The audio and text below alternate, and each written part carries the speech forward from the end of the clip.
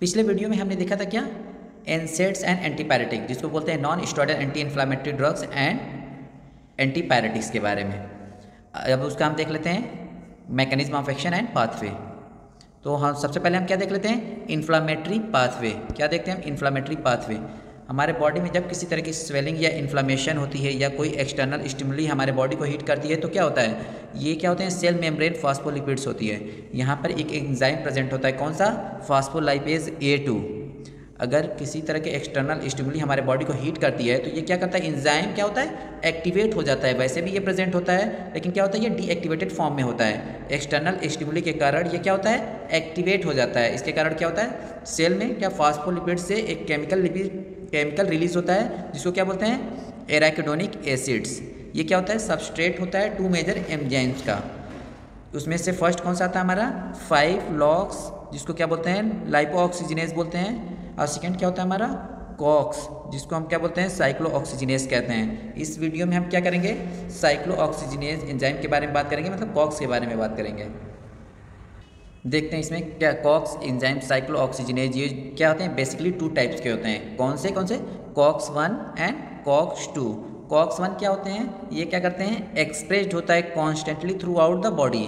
COX 1 enzyme जो क्या as such throughout the ये एंजाइम बॉडी में क्या होते हैं, प्रेजेंट होते हैं कॉक्स 1, जो कि कॉक्स 2 क्या होते हैं, नॉट एक्सप्रेस्ड होते हैं। ये एक्सप्रेस्ड नहीं होते constantly throughout the body, induce the site of inflammation. जब हमारी बॉडी में किसी तरह की एक्सटर्नल स्टिमुली हीट करती है तो ये क्या करता है, ये एंजाइम इंड्यूस होता है और प्रोड्यूस होता है द साइट ऑफ इन्फ्लामेशन पे। बट दूसरी तरफ हम देख लेते हैं कॉक्स 1 को, तो ये क्या है, as such throughout the body ये क्या होता है, प्रेजेंट होता है। कॉक्स 1 एंजाइम जो होता है हमारा, ये क्या होता है, responsible for the production of, किसके प्रोडक्शन के लिए रिस्पॉन्सिबल होता है, ये होता है थ्रोम्बोक्सिन एंड प्रोस्टाग्लैंडिन्स के ये रिस्पॉन्सिबल होता है। ये कौन यूज़ करता है, कौन प्रोड्यूस करता है, कॉक्स 1 प्रोस्टाग्लैंडिन्स को। जबकि देखेंगे हम कॉक्स 2 को, तो ये रिस्पॉन्सिबल होता है for the production of prostaglandins. तो ये क्या कर रहा है, कॉक्स 1 क्या कर रहा है, दोनों प्रोड्यूस कर रहा है, थ्रोम्बोक्सिन और प्रोस्टाग्लैंडिन्स। बगली कॉक्स 2 क्या कर रहा है, कॉक्स 2 सिर्फ प्रोस्टाग्लैंडिन्स प्रोड्यूस कर रहा है। जो कॉक्स 1 होता है हमारा, वो क्या करता है, जो प्रोड्यूस करता है थ्रोम्बोक्सिन एंड प्रोस्टाग्लैंडिन्स, ये क्या करते हैं, स्टिमुलेट करते हैं नॉर्मल बॉडी फंक्शंस को। मतलब कि बॉडी के सारे नॉर्मल फंक्शन, जैसे कि सिक्रीशन ऑफ प्रोटेक्टिक गैस्ट्रिक म्यूकोसा, दूसरा क्या है, रेगुलेशन ऑफ गैस्ट्रिक एसिड, तीसरा क्या है, promotion of platelets aggregation and maintenance of renal blood flow. ये सारे क्या है, नॉर्मल बॉडी फंक्शन है, उसको क्या करता है, रेगुलेट करता है कौन, कॉक्स 1 एंजाइम। अगर हम कॉक्स 2 की बात करते हैं तो ये क्या करता है, मीडिएट करता है इन्फ्लामेशन, पेन एंड फीवर। ये बेसिकली क्या करता है, ये एंजाइम जो कॉक्स 2 एंजाइम है, ये क्या करता है, प्रोड्यूस होता है किस पे, साइट ऑफ इन्फ्लामेशन पे। तो इसी के कारण ये क्या करेगा, बेसिकली इससे अगर हम इसको कहें तो इस एंजाइम के कारण ही इन्फ्लामेशन, पेन एंड फीवर होता है पेशेंट को। तो दैट्स वाई अगर हम आगे देखते हैं कि किस तरह से ये सेलेक्टिव कॉक्स 2 को इनहिबिटर को यूज़ किया जाता है analgesic, antipyretic and anti inflammatory में। तो सबसे पहले हम देख लेते हैं मैकेनिज्म ऑफ एक्शन। इस तरह का फ्लो चार्ट ये कि आप एग्ज़ाम में लिख सकते हैं, थ्योरी एग्ज़ाम में।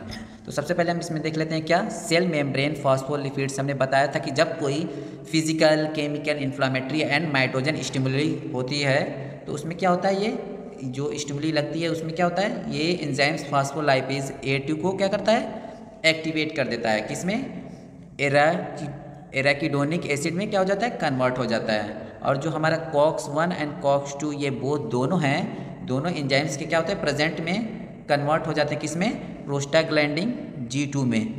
एंड देन जो HOX हॉक्स एंजाइम्स के प्रेजेंस में ये क्या करेंगे, ये दोनों प्रोस्टाग्लैंडिन GH सिंथेस एंजाइम जिसे हम कहते हैं, ये क्या करेंगे, हॉक्स की प्रेजेंट में प्रोस्टाग्लैंडिन G2 को कन्वर्ट हो जाएगा किसमें, प्रोस्टाग्लैंडिन H2 में।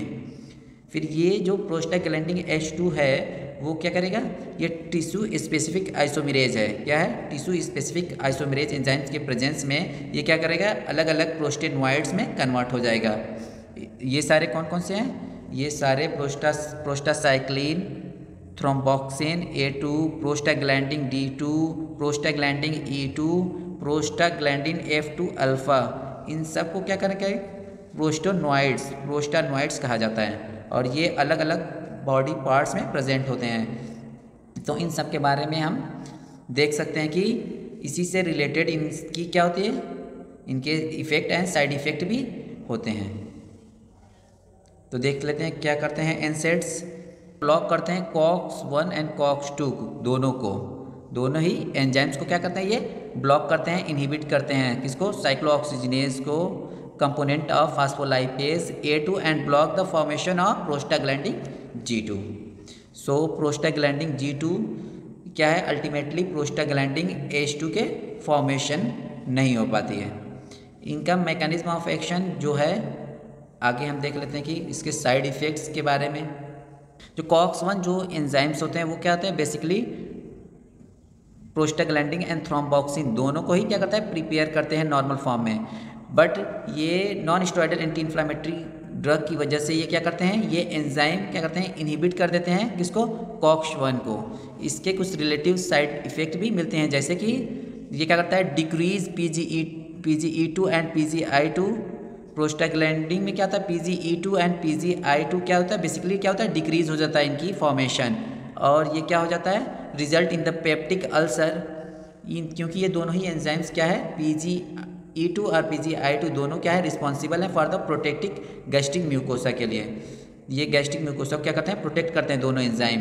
दोनों ही एंजाइम PGE2 एंड PGI2 दोनों क्या है, रिस्पॉन्सिबल है फॉर प्रोटेक्टिंग गैस्ट्रिक म्यूकोसा।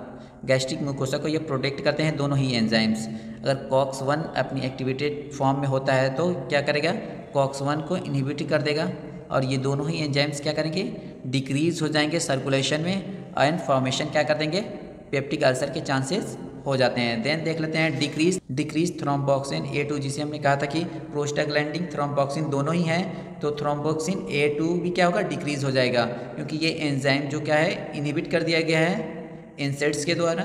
तो थ्रोम्बोक्सिन क्या होगा, थ्रोम्बोक्सिन A2 के डिक्रीज होने के बारे में क्या होगा, इसमें क्या होता है, प्लेटलेट एंजाइम है, इसको इनहिबिट करने के बाद क्या होता है, increase the risk of bleeding. इसमें क्या होता है, ब्लीडिंग के चांसेस इसमें बढ़ जाते हैं किसके, पेशेंट के।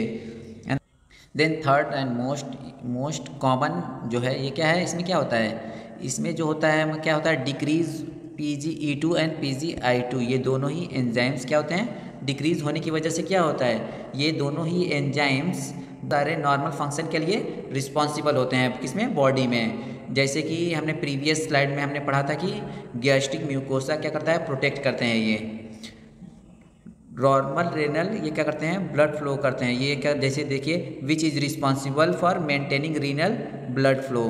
तो इसका ये क्या करते हैं, इसका अमाउंट डिक्रीज होने के कारण क्या होता है, रिस्क ऑफ किडनी इंजरी होती है। इन ओल्ड पेशेंट में इसके कुछ साइड इफ़ेक्ट्स भी हैं, किसके, COX-1 इनहिबिटर्स के। So increase the risk of kidney injury in old patient. कहते हैं COX-2 इनहिबिटर्स के बारे में। सो अगर हमने देखिए कि जैसे हमने COX-1 इनहिबिटर्स में हमने देखा था, क्या एग्जांपल क्या दिया था, एस्पिरिन। तो इन ड्रग्स के बारे में क्या होता है, ये क्या करते हैं, थ्रोम्बोक्सिन A2 को डिक्रीज करते हैं, जिनके कारण ये इनका एंटी प्लेटलेट्स इफेक्ट होता है। प्लेटलेट्स एग्रीगेशन को ये क्या करते हैं, एग्रीगेशन को इनहिबिट करते हैं ये। तो एक तरह से हमने इसका साइड इफ़ेक्ट तो देखा था कि रिस्क ऑफ ब्लीडिंग होती है, बट एक तरह से इसका बेनिफिशियल इफ़ेक्ट ये होता है कि ये प्रोटेक्ट करते हैं किसको, कार्डियोवास्कुलर इफ़ेक्ट होता है इनका, ये क्लॉट फॉर्मेशन नहीं होता है बॉडी के किसी भी ब्लड वेजल्स में। तो एक तरह से ये इनका ये क्या है, साइड इफ़ेक्ट इनका जो क्या है, इनका बेनिफिशियल हो जाता है COX-1 इनहिबिटर्स के केस में, इनके एंटी प्लेटलेट्स इफेक्ट के कारण। अगर हम देखते हैं COX-2 इनहिबिटर्स के बारे में, तो इसमें क्या होता है, हाई COX-2 सेलेक्टिवली होती है। तो इसमें क्या होता है, एग्जांपल हमारे क्या जाता है, डेक्लोफिनेक। इस केस में क्या होता है, हाई रिस्क ऑफ थ्रोम्बोएम्बोलिक के लिए क्या होता है, हाई रिस्क होता है। इसमें क्या होता है, formation of clot in blood vessels, इसमें क्या होता है, हाई रिस्क होता है। जैसे हमने बताया था कि COX-1 जो है इसके हाई रिस्क होते हैं। जैसे हमने बताया था कि COX-1 जो है वो थ्रोम्बोक्सिन A2 और प्रोस्टाग्लैंडिन दोनों के लिए ही कॉन्सेंट्रेशन को रिड्यूस करता है, जबकि COX-2 जो है वो सिर्फ और सिर्फ प्रोस्टाग्लैंडिन्स जो होते हैं उनकी कॉन्सेंट्रेशन को क्या करता है, रिड्यूस करता है, जिसके कारण उनमें एंटी प्लेटलेट इफेक्ट नहीं होता है और हाई चांसेस ऑफ थ्रोम्बोएम्बोलिक इवेंट्स होते हैं। साइड को तो अंडर नॉर्मल कंडीशन जब होती है, हमने कोई मेडिकेशन नहीं ली है, जब हमारी बॉडी बिल्कुल नॉर्मल वर्क कर रही है तो हमारी बॉडी में ये दो एंजाइम्स PGI2 एंड TXA2, तो ये क्या होते हैं, बैलेंस फॉर्म में होते हैं। बैलेंस फॉर्म का मतलब क्या होता है कि एक जो है इसमें क्या है, एक वैसोडाइलेशन करता है, एक वैसो कंस्ट्रिक्शन करता है। किस तरह से करते हैं देख लेते हैं। PGI2 mainly produce by COX-2 enzymes, हमने देखा था कि बेसिकली क्या करते हैं, प्रोस्टासाइक्लिन को क्या करते हैं, प्रोड्यूस करते हैं। COX-1 प्रोड्यूस करते हैं किसको, TXA2 को। PGI2 जो बेसिकली COX-2 के थ्रू बनाया जाता है एंडोथेलियम में, और ये क्या होता है, रिस्पॉन्सिबल होते हैं vasodilation, inhibition of platelets and anti platelets effect के लिए। जबकि हम दूसरी तरफ देखते हैं तो TXA2 क्या होता है, मेनली प्रोड्यूस होते हैं किसमें, COX-1 के थ्रू प्रोड्यूस किए जाते हैं। इसमें क्या होता है, platelets responsible for the vasoconstriction and platelets aggregation, जो नॉर्मल बॉडी फंक्शन जो कर रही होती है। तो ये क्या है, दोनों क्या होते हैं, बैलेंस्ड फॉर्म में होते हैं। लेकिन हम सेलेक्टिव COX-2 इनहिबिटर्स लेते हैं तो तब क्या होता है वो देख लेते हैं। On administration of selective COX-2 inhibitors, selective COX-2 inhibitors को एडमिनिस्ट्रेट करने के बाद क्या होता है, PGI2 ये बेसिकली COX-2 के अलावा में बनाया जाता था, ये क्या होते हैं, रिड्यूस हो जाते हैं PGI2 as a mainly target of prostacyclins. इसकी कंसंट्रेशन ये देख लें तो ये क्या हो जाता है, लाइट हो जाता है ये, और TXA2 क्या होता है, हैवी हो जाती है। इनकी कंसंट्रेशन क्या होती है, बढ़ जाती है किसमें, ब्लड सर्कुलेशन में, जिसके कारण क्या होता है, this makes vasoconstriction and platelet aggregation more likely to occurs. इसके कारण क्या होता है, ये एंजाइम रिस्पॉन्सिबल होता है किसके लिए, प्लेटलेट एग्रीगेशन के लिए, जो है क्या है, more likely to occur, increase the risk of myocardial infarction, जिसको हम क्या कहते हैं, हार्ट अटैक कहते हैं, जिसकी हार्ट की मसल डैमेज हो जाती है, एंड स्ट्रोक्स क्या होते हैं, ऐसी कंडीशन होती है जिसमें ब्लड वेजल्स जो क्या होते हैं, ब्रेन के ब्लड वेजल्स जो होते हैं उसमें क्या होता है, क्लॉट फॉर्मेशन के चांसेस बढ़ जाते हैं। तो इस तरह से जो कंडीशन है वो क्या है, मोर सीवियर हो जाती है। अगर हम सेलेक्टिव COX-2 इनहिबिटर्स की बात कर रहे हैं, अगर उनको एडमिनिस्ट्रेट कर रहे हैं तो ये क्या है, उनके साइड इफ़ेक्ट्स हैं। आई होप सेलेक्टिविटी, इसमें देख लेते हैं कुछ points. COX-2 selective inhibitors like celecoxib do not inhibit COX-1। Celecoxib इसमें क्या है, एग्जांपल है, ये क्या करते हैं, COX-1 पे डिपेंड नहीं करते हैं, and therefore the less likely to cause gastric irritation के चांसेस कम होते हैं COX-2 इनहिबिटर्स में। COX-2 selective inhibitors also do not inhibit platelets aggregation, therefore less likely to cause gastric irritation. तो गैस्ट्रिक इरिटेशन होने के chances कम होते हैं COX-2 इनहिबिटर सेलेक्टिव से। COX-2 selective inhibitors also do not inhibit platelets aggregation, जिसे हमने क्या अपने प्रीवियस स्लाइड्स में देखा। They do however inhibit renal prostaglandins and have similar renal effect and other NSAIDs. तो रीनल प्रोस्टाग्लैंडिन जो है उस पर इसका सिमिलर इफेक्ट होता है, COX-1 एंड COX-2 का क्या होता है, सिमिलर इफेक्ट होता है दोनों का। रीनल होता है, रीनल साइड इफेक्ट जो है वो ऑलमोस्ट सेम ही होते हैं COX-1 एंड COX-2 में अगर हम देखें तो। फिर देखते हैं, पहले हमने देखा था कि COX-2 इनहिबिटर्स वो क्या करते हैं, कैरी करते हैं high risk of thrombotic event. Then कुछ पेशेंट जो होते हैं, some patient with NSAID allergics और allergic to the COX-1 inhibiting effect of NSAID. कुछ पेशेंट जो होते हैं COX-1 इनहिबिटर्स जो होते हैं उनसे क्या होते हैं, एलर्जिक होते हैं, उनको एलर्जी होती है COX-1 इनहिबिटर से। तो उन पेशेंट को ट्रीट करने के लिए सेलेक्टिव COX-2 इनहिबिटर्स क्या दिए जाते हैं प्रिस्क्राइबर के through. Antipyretic mechanism of action, तो फीवर कैसे इंड्यूस होता है हमारी बॉडी में, उसको हम कैसे ट्रीट करते हैं मेडिकेशन के द्वारा, उसको हम देख लेते हैं। लेकिन जब भी फीवर होता है हमारे बॉडी में तो क्या होता है, जब भी हमारी बॉडी में फीवर होता है तो रिलीज़ होता है क्या, एंडोजीनस पायरोजेन, जिनको हम क्या बोलते हैं, इंटरल्यूकिन कहते हैं, फ्रॉम ल्यूकोसाइट्स, जिसको हम क्या कहते हैं, वाइट ब्लड सेल कहते हैं। उसमें से क्या होते हैं, एक तरह के केमिकल्स होते हैं जिसको हम क्या बोलते हैं, इंटरल्यूकिन्स बोलते हैं। ये क्या होते हैं, ल्यूकोसाइट से रिलीज़ होते हैं। ये इंटरल्यूकिन क्या करते हैं, डायरेक्टली एक्ट करते हैं thermo regulatory centre of hypothalamus. तो हमारे ब्रेन में क्या होता है, हाइपोथैलेमस सेंटर होता है, ये डायरेक्टली क्या करते हैं, एक्ट करते हैं, वहाँ पे जाकर डायरेक्टल अपना एक्शन प्रोड्यूस करते हैं। तो जिसके कारण क्या होता है, हमारा इंक्रीज़ हो जाता है बॉडी का क्या, टेम्परेचर। फिर क्या होता है, this is associated with increase the brain prostaglandins. PGE2 present होता है ब्रेन में, तो उसका लेवल जो है वो क्या होगा, इंक्रीज हो जाएगा, पैरोजिन लेवल, जिसके कारण हमारे बॉडी का टेम्परेचर क्या होगा, इंक्रीज हो जाएगा।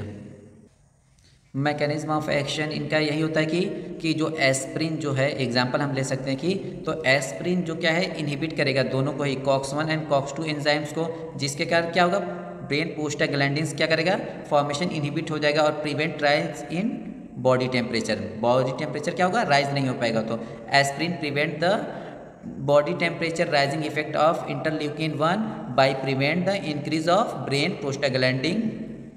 तो क्या होगा, ब्रेन प्रोस्टाग्लैंडिन्स नहीं बन पाते हैं, तो जिसके हमारे बॉडी का टेम्परेचर क्या होता है, कूल डाउन होने लगता है। तो ये क्या था, एंटीपैरेटिक मैकेनिज्म ऑफ एक्शन। अगर हमारा वीडियो अच्छा लगा हो तो प्लीज़ लाइक एंड सब्सक्राइब ज़रूर कर दें। Thanks for watching this video.